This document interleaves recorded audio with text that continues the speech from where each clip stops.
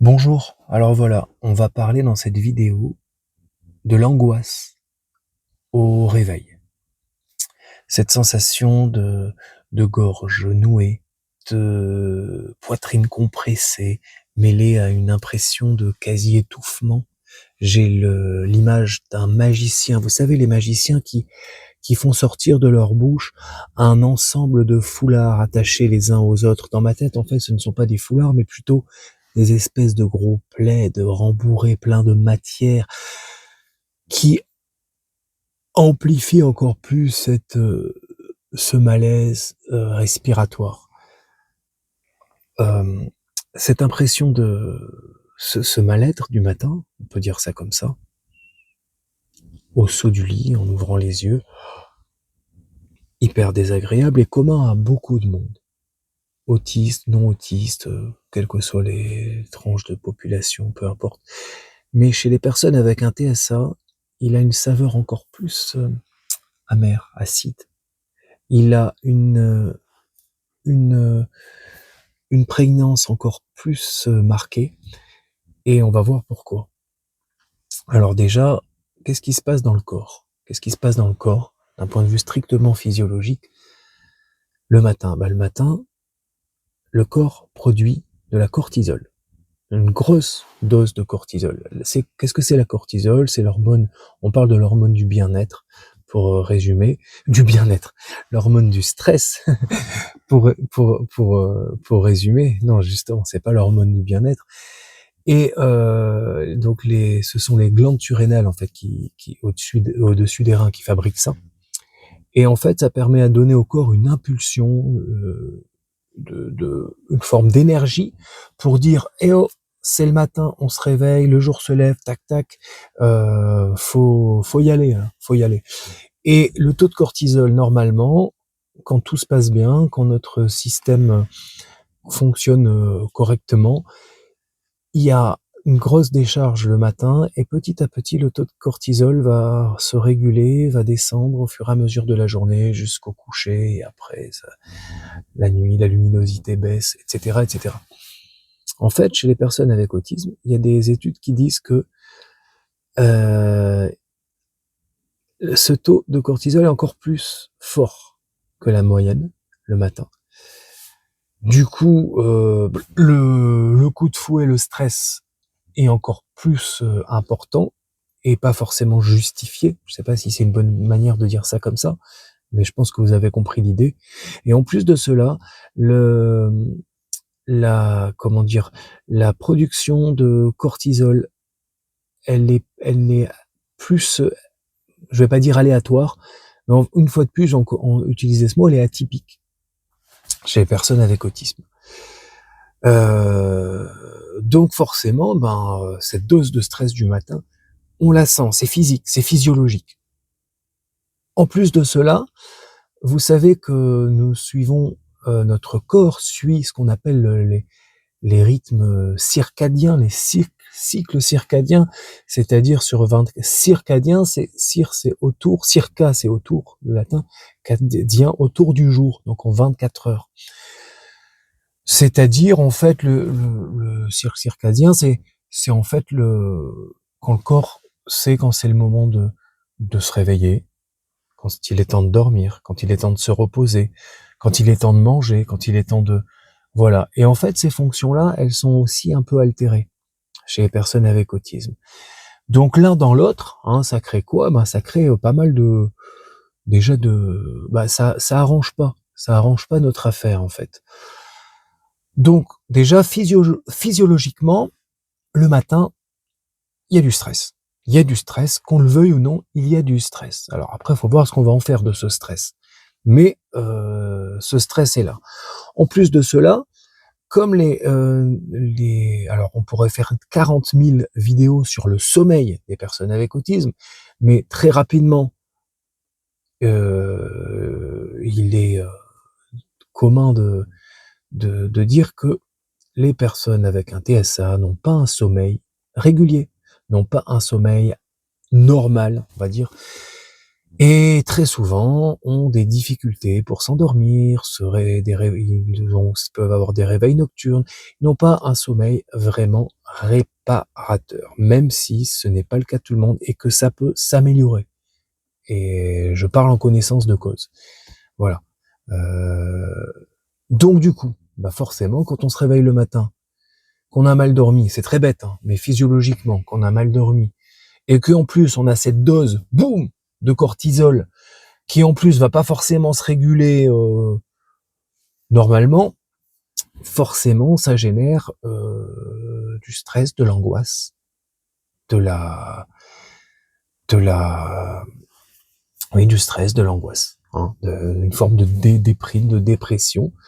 Donc voilà. Donc déjà au niveau du corps, c'est un peu ce qui se passe physiologiquement.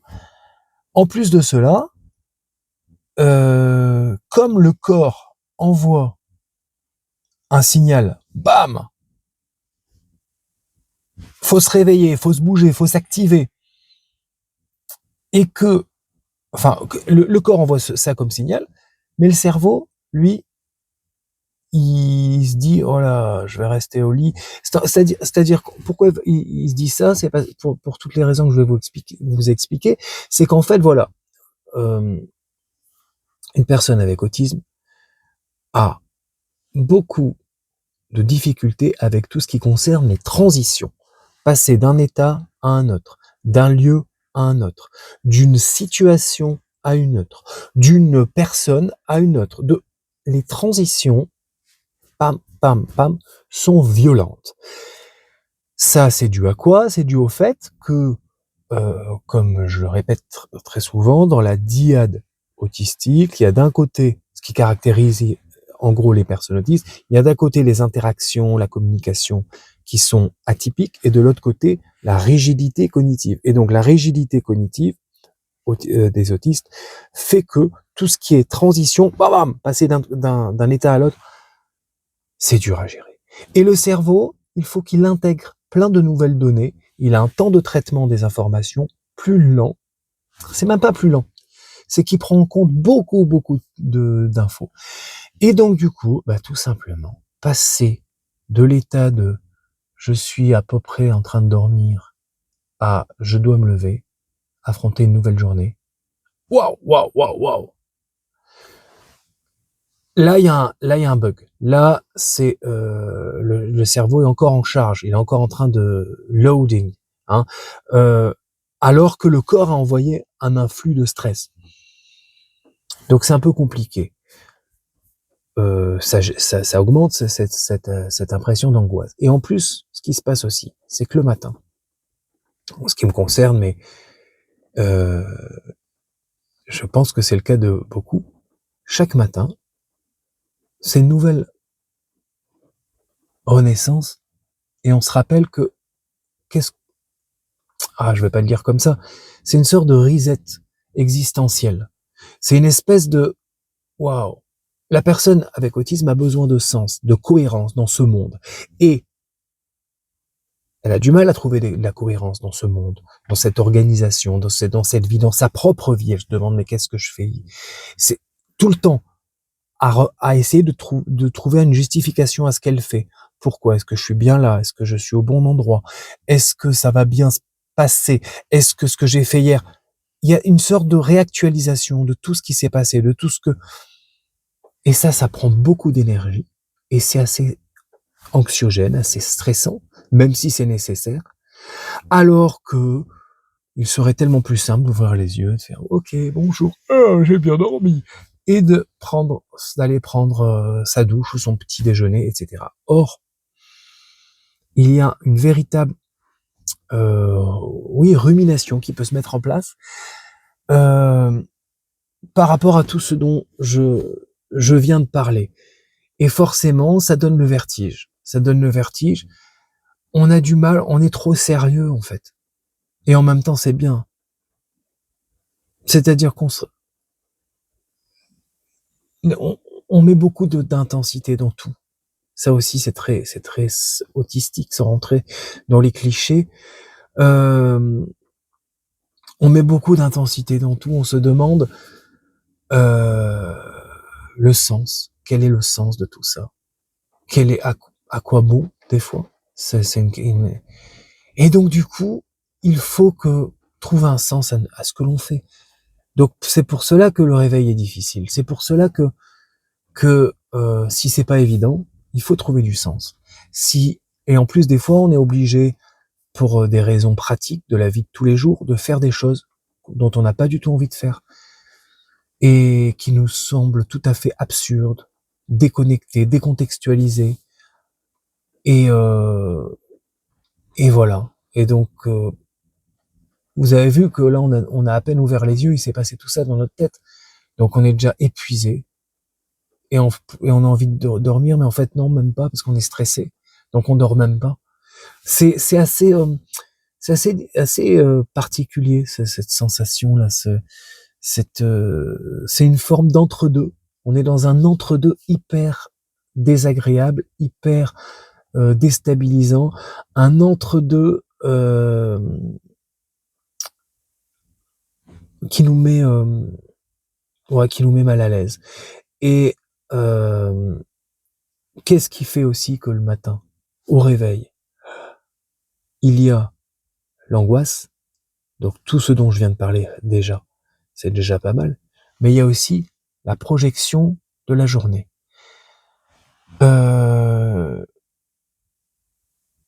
On va sortir de chez soi.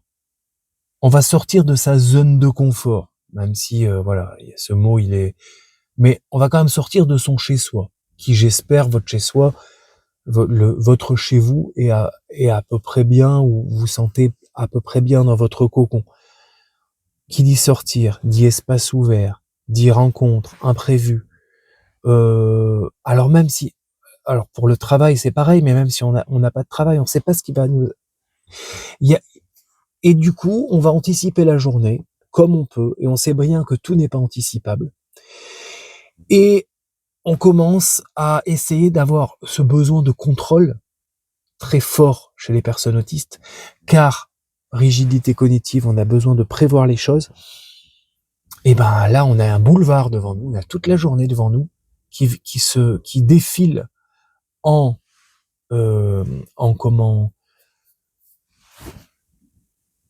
journée possible, journée hypothétique, journée normalement je devrais faire ça et ensuite ça et ensuite ça, et peut-être là je sais pas ce qui va se passer, et de telle heure à telle heure je sais pas ce qui va, et là ok, et t'as waouh, c'est violent, c'est très violent, ça donne le vertige,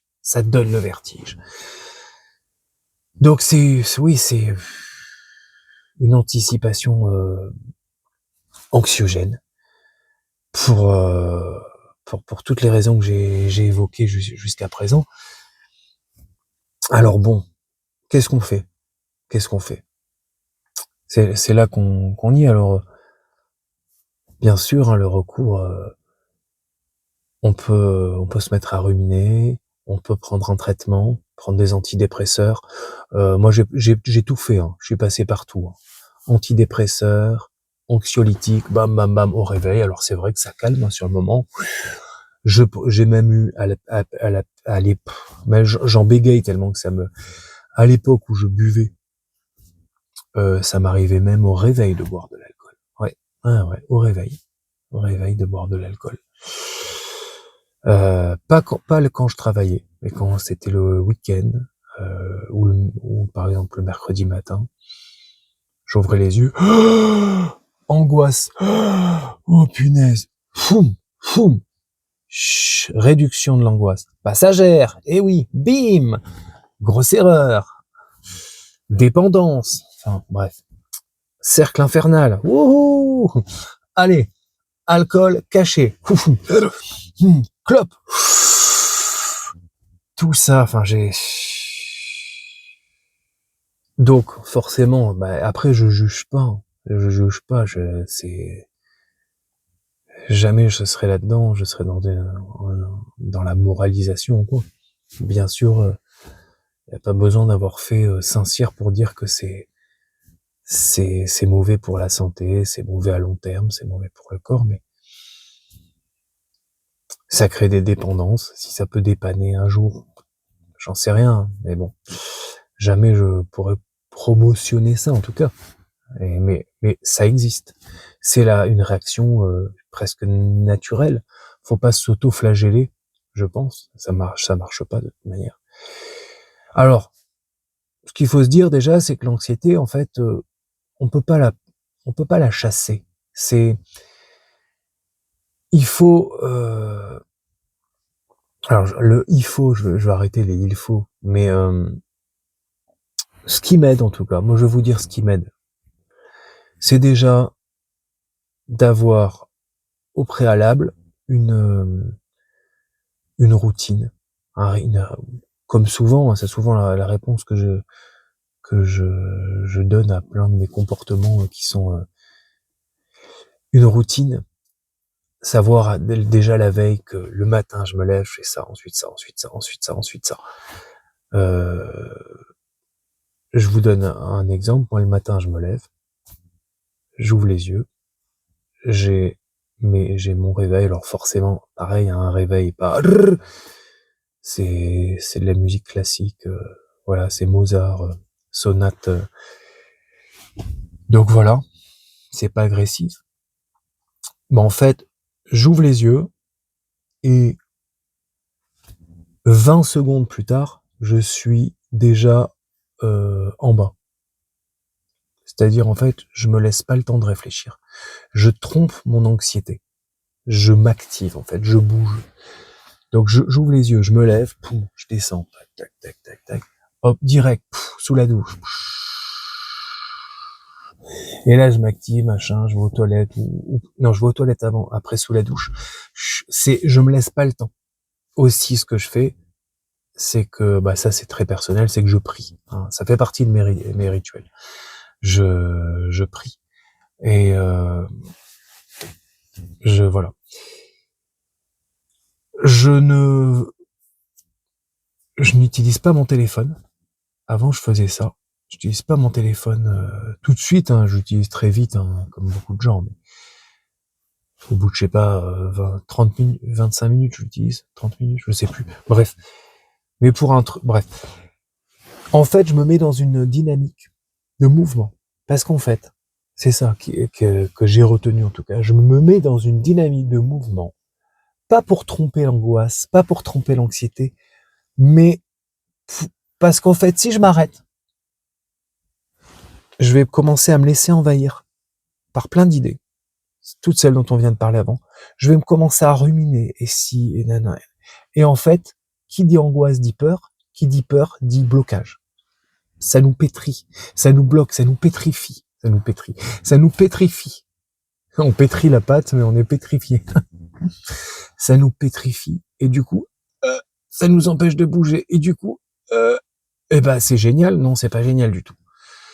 Donc je me mets en mouvement. Mais ça veut pas dire que je vais, je cours un marathon. C'est des petits trucs de petits tous les jours, mais je me mets en mouvement. Je m'active. Ensuite, je sors de la douche, je m'habille, tac tac, machin. Après, je sors, je prépare je mange rien. Le matin, je prends juste un thé. Et voilà. Et après, tac tac, machin. Après, je remonte. Je dis bon, oui, c'est pour ceux qui vivent en famille, impossible de parler avec ma femme, mon fils et tout ça. C'est pas possible. Et tout ça, et tout, et mon chien et tout ça. Impossible. Il faut parce qu'en fait, je je me mets en mouvement. Et aussi le simple fait. Alors je vais sortir un mot qui ça fait un peu genre un peu le gars qui se la joue. Que j'ai ce mot-là, c'est être dans l'acceptation. Non mais c'est pas genre ouais, je suis dans l'acceptation. Comment mais je te dire de toute façon, ça sert à rien. Tu te réveilles, tu vas avoir ton truc de cortisol qui va te mettre un coup de pression. Tu vas avoir ton autisme, il est là en fait le matin. Quand tu te réveilles, il a pas disparu. Ton autisme, il est là. Tes problèmes, ils sont là. Ou ils sont derrière et t'y penses quand même. Ou il y a des problèmes éventuels à venir. Donc du coup, qu'est-ce que tu fais? Tu bouges. T'es dans l'action, t'es dans le présent, t'es dans le maintenant. T'es dans le... C'est ce que je fais en fait. Et du coup, je me dis, de toute façon, l'idée d'acceptation, elle est là. Elle est là, l'angoisse, l'anxiété, elle va s'immiscer, elle va... Donc, tu traces, tu fais tes trucs. Et de toute manière, tu sais qu'elle va descendre au fur et à mesure de la journée. Même si elle va être aléatoire, elle n'est pas aussi bien réglée, c'est l'hormone c'est pas aussi bien régulé, tout ça que, mais ça va quand même descendre. Et effectivement, c'est vrai que, au fur et à mesure que la journée évolue, je dis pas qu'on n'a pas plein c'est un vrai, c'est un festival d'imprévus et voilà, une journée de base. Hein. Chaque jour est un nouveau défi, hein, pour des micro trucs. Mais c'est comme ça qu'on fonctionne. Mais cette angoisse du matin, ce shot de cortisol mêlé à des pensées, de toute façon, on l'a au réveil. Donc il faut, je sais pas si je suis très clair dans ce que j'ai dit. Alors qu'est-ce qu'il faut faire? Il faut bouger. C'est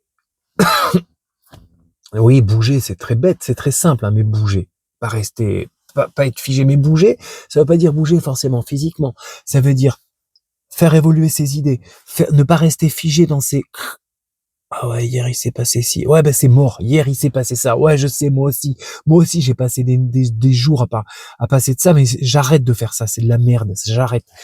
Je trace, j'avance. C'est maintenant. Voilà, c'est ça, bouger. Évoluer, avancer, avancer. Et plus on va avoir une routine, on en revient à ça, on va avoir une routine, on va être structuré. On va savoir qu'on va faire ça, ensuite ça, ensuite ça, ensuite ça, ensuite ça, ensuite ça. Tac, tac, tac, tac. On se met des petits machins, des petits pense-bêtes, des petits papiers, des petits post-it, des petits pictos, des petits tout ce que vous voulez pour structurer notre voilà, c'est ça. On a besoin de structure, notamment dans ces moments du matin, parce que le matin, il y a des gens qui arrivent, hein. Ils se lèvent, il y a un petit battement, ils sont flous, ils sont dans le flou un peu. Oh, alors qu'est-ce qu'on fait? Ah oui, c'est vrai. Donc je vais au travail tout à l'heure, je vais préparer. J'arrive pas, c'est pas possible, c'est impossible. Faut que ça bam bam bam,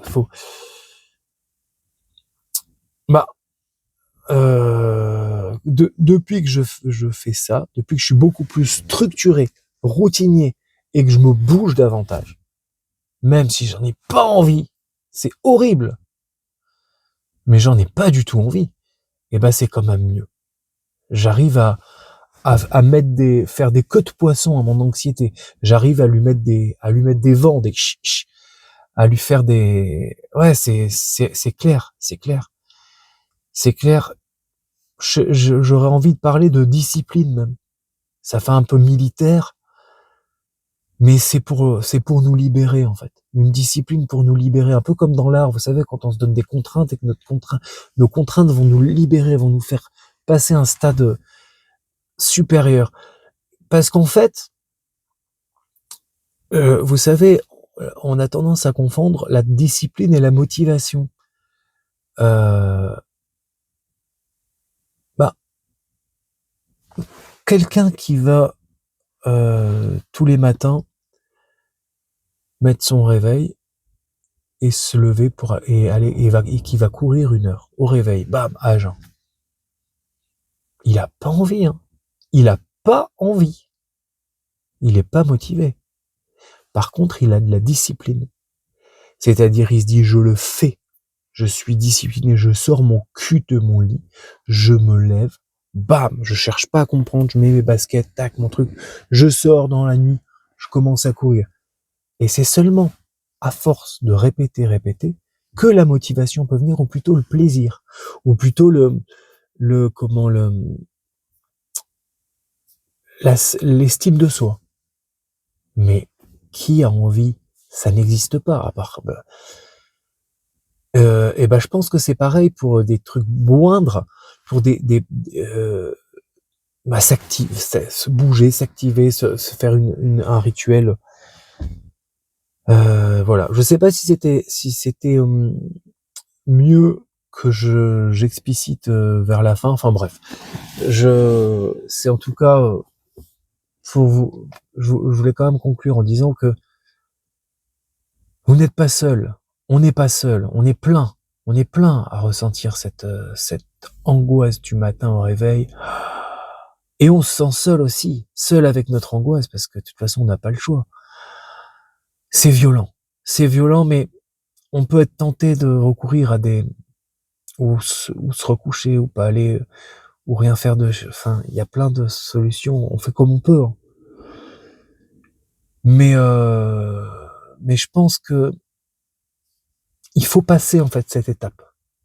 C'est un mauvais moment à passer, et il faut le sublimer, le, je sais plus trop comment le dire. J'ai des comparaisons avec le sport, mais ça va pas forcément parler à tout le monde. En tout cas, voilà, c'est un moment à passer, c'est compliqué. Voilà, prenez soin de vous. Voilà, prenez soin de vous. C'était pas forcément très explicite. J'ai du mal c'est comme si là je faisais la vidéo de la vidéo. Je sais pas, ce regard rétro. J'ai pas assez de recul. Je suis désolé. Excusez-moi. Je vous dis à bientôt. Au revoir et à la prochaine vidéo, demain ou après-demain. Salut. Au revoir.